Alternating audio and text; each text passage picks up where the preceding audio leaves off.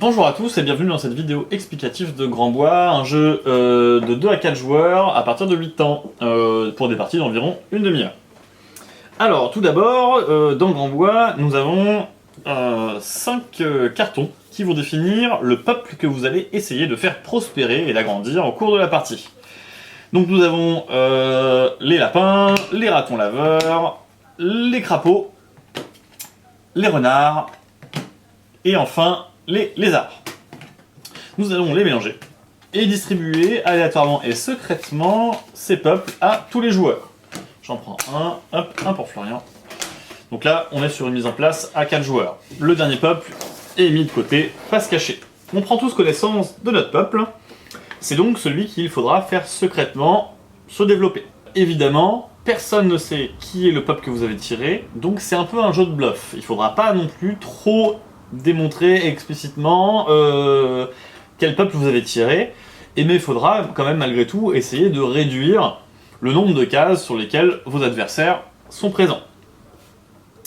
Pour la mise en place, nous avons la tuile de départ qui est la seule tuile entièrement vierge, qui représente donc 4 petits carrés de paysage vides, la pioche, ainsi que les 4 premières cartes de la pioche qui vont être révélées, face visible devant tous les joueurs.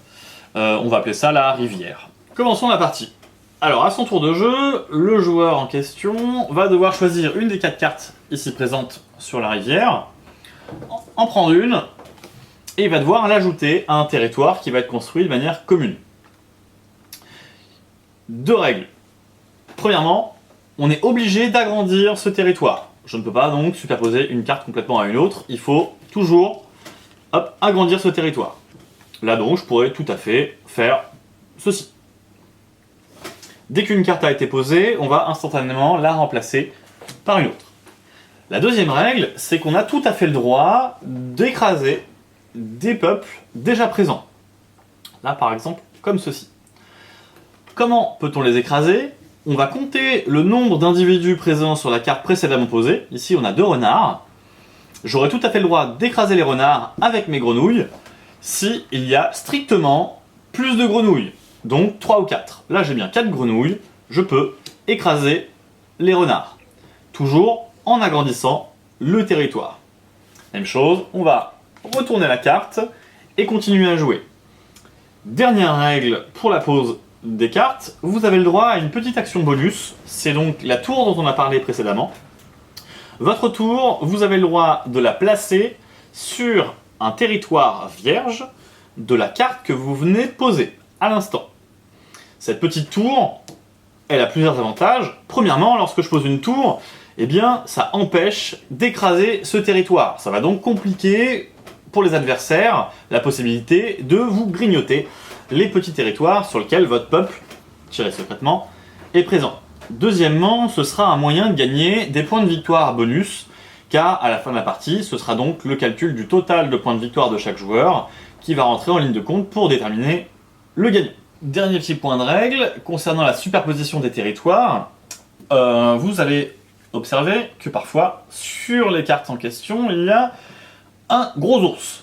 Alors l'ours, à quoi il sert ? Il sert justement à écraser les territoires sur lesquels il y a déjà 4 individus.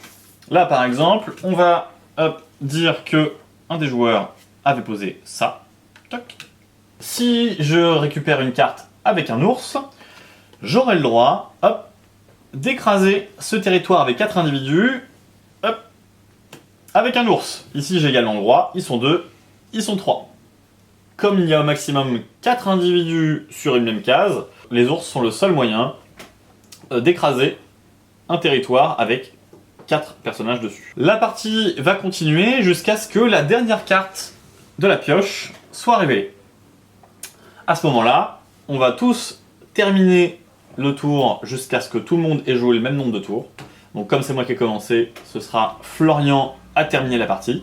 Et on pourra ensuite passer au calcul des points de victoire. On a donc accéléré un petit peu la partie pour vous présenter les calculs de points de victoire. Vous avez un petit bloc-notes ici pour faciliter la tâche.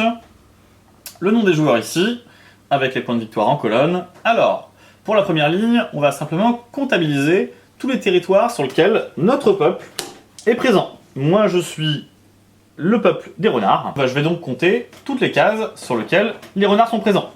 1, 2, 3, 4, 5, 6, 7, 8. Je vais donc indiquer 8 ici. On va faire la même chose pour tous les autres joueurs. Ensuite, nous avons ici 2 points de victoire pour le plus grand territoire de mon peuple regroupé. On va donc regarder là où j'ai le plus grand territoire avec tous mes petits renards adjacents, orthogonalement.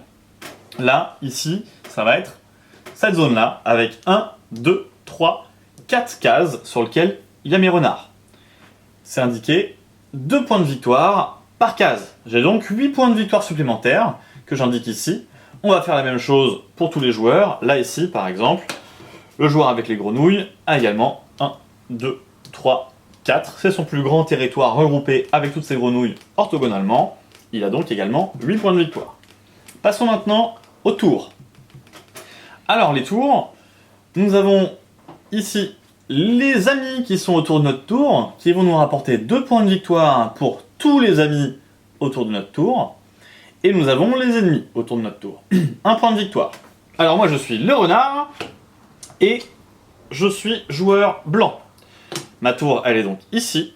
J'ai un territoire renard autour de ma tour. Là on va compter les diagonales. Hein. J'ajoute donc 2. Ensuite, mes ennemis. 1, 2, 3, 4, 5, 6, 7 cases ennemis autour de ma tour. 1 point de victoire par case. 7 points. On va faire le total de toutes les lignes. Le joueur qui a le plus grand nombre de total de points de victoire gagne la partie. Vous aurez remarqué qu'il y a 5 peuples. Si vous jouez à 4, il y aura toujours un peuple qui ne sera tiré par personne. Petite règle spéciale si vous jouez à 2. Si vous jouez à 2, vous allez tirer secrètement 2 peuples à faire prospérer et à étendre. Il y aura donc toujours un peuple qui ne sera joué par personne. Ces 2 peuples amis seront comptabilisés pour l'intégralité des points de victoire. Ici, par exemple, si j'avais tiré ces 2-là, renard et crapaud. Renard, crapaud, 4 points de victoire, donc pour ma tour blanche, ici. On espère que cette vidéo explicative des règles vous aura plu et on vous souhaite un très bon séjour dans votre gîte. Merci. Bonjour à vous.